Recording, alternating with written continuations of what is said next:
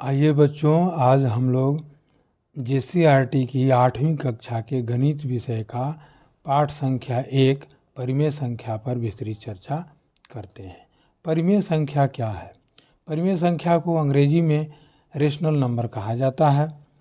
हमारे किताबों में यह परिभाषा रहती है कि P/Q के रूप में लिखी जाने वाली संख्या को हम परिमेय संख्या कहते हैं, जहाँ P और Q पूर्णांक है तथा Q शून्य के बराबर नहीं है। लेकिन यहाँ सोचने का ज़रूरत है कि P/Q क्या है।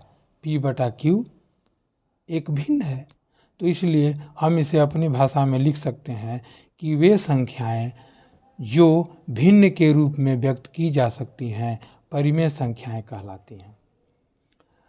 अगर हम इसे भिन्न के रूप में कहते हैं तो वह गलत नहीं है, क्योंकि अगर जब हमारा Q यानी हर शून्य हो जाएगा तो इस परिस्थिति में भिन्न होगा ही नहीं, भिन्न का निर्माण ही नहीं होगा, तो वह परिमेय संख्या होगा कहाँ से। इसलिए किताबों की परिभाषा तो ठीक है ही, लेकिन हम इसे अपनी भाषा में व्यक्त कर सकते हैं। वे संख्याएं जो भिन्न के रूप में व्यक्त की जा सकती हैं परिमेय संख्याएं कहलाती हैं। हाँ, यहाँ पर Q शून्य के बराबर नहीं होना चाहिए। जैसे 5/7, इसमें 5 अंश है और 7 हर है। -2/3, तो -2 अंश है और 3 हर है। अब हम देखते हैं कि परिमेय संख्या कितने प्रकार के होते हैं। तो परिमेय संख्या 2 प्रकार के होते हैं, एक धनात्मक परिमेय संख्या और एक ऋणात्मक परिमेय संख्या। धनात्मक परिमेय संख्या किसको कहते हैं? धनात्मक परिमेय संख्या में अंश और हर दोनों के चिन्ह समान होते हैं। जैसे देखिए 2/5 है, तो इसमें 2 में ऊपर प्लस लगा हुआ है अंश में और हर में भी प्लस लगा हुआ है, अर्थात दोनों का चिन्ह एक समान है, इसलिए एक धनात्मक परिमेय संख्या है। अब इसमें देखते हैं कि -1/4, तो 1 में माइनस का चिन्ह लगा हुआ है और 4 में माइनस का चिन्ह लगा हुआ है, तो ये माइनस माइनस खत्म हो जाएगा तो हमारा 1/4 हो जाएगा, तो यह धनात्मक है। यहाँ ऋणात्मक चिन्ह से यह नहीं समझना है कि यह जो है ऋणात्मक परिमेय संख्या है, क्योंकि ऊपर अंश में भी ऋणात्मक चिन्ह है और हर में भी ऋणात्मक चिन्ह है, तो ये दोनों कट जाएंगे और 1/4 जो है हमारा धनात्मक संख्या बच गया। अब दूसरा ऋणात्मक परिमेय संख्या, इसमें अंश और हर दोनों के चिन्ह असमान होते हैं। जैसे -2/3, तो इसमें 2 में माइनस का चिन्ह लगा हुआ है और 3 में प्लस का चिन्ह लगा हुआ है, तो ये दोनों असमान है, एक ही नहीं है। फिर इसमें आइए तो 3/-8, यानी 3 में प्लस का चिन्ह लगा हुआ है और 8 में माइनस का चिन्ह लगा हुआ है, तो यानी ये भी असमान है।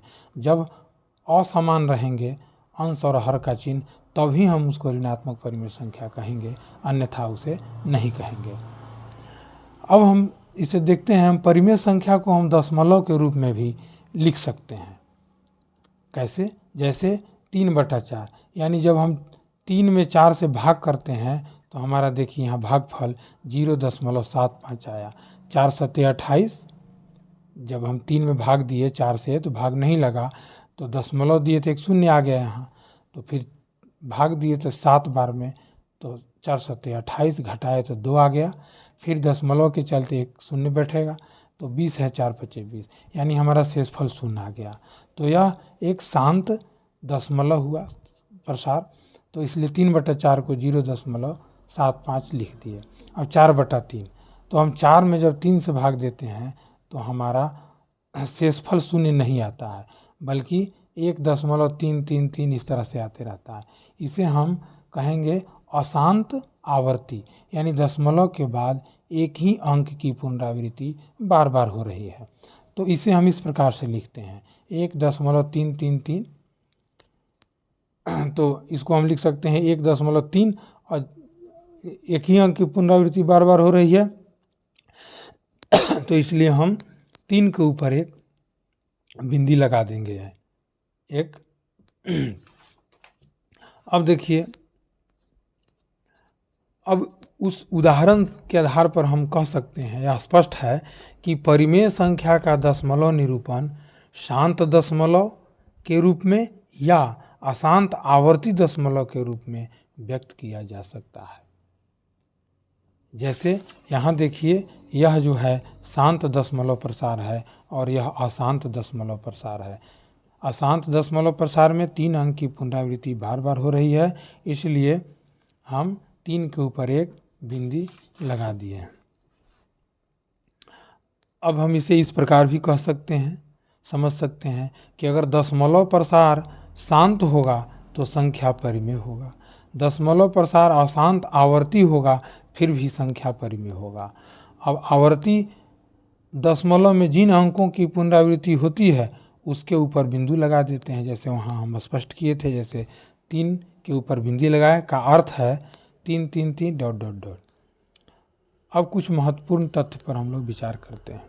जैसे प्रश्न एक आता है कि क्या शून्य एक परिमेय संख्या है? तो हाँ, क्योंकि शून्य को हम एक भिन्न के रूप में अर्थात p/q के रूप में लिख सकते हैं। जैसे शून्य है, शून्य के नीचे 1 लगा दिए हर में, तो यहाँ शून्य और 1 पूर्णांक है और 1 जो है शून्य के बराबर नहीं है, तो यहाँ शून्य के नीचे हम एक हर लगा करके इसे एक परिमेय संख्या यानी p/q के रूप में व्यक्त कर सकते हैं।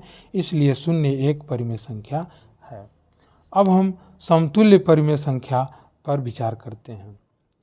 एक परिमेय संख्या के अंश और हर में एक शून्येतर पूर्णांक, शून्येतर पूर्णांक का मतलब होता है शून्य को छोड़कर जितने भी संख्या हैं उससे तो गुना या भाग करने पर प्राप्त संख्या उस संख्या का समतुल्य परिमेय संख्या कहलाता है।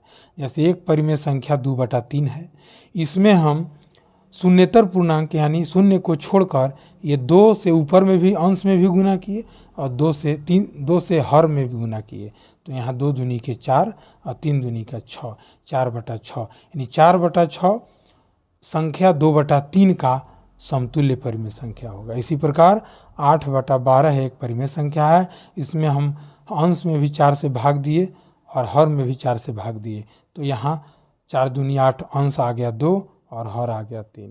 तो इस प्रकार हम कहेंगे कि 2/3 परिमेय संख्या 8/12 का समतुल्य परिमेय संख्या है, या इस उदाहरण में 4/6 परिमेय संख्या 2/3 का समतुल्य परिमेय संख्या है।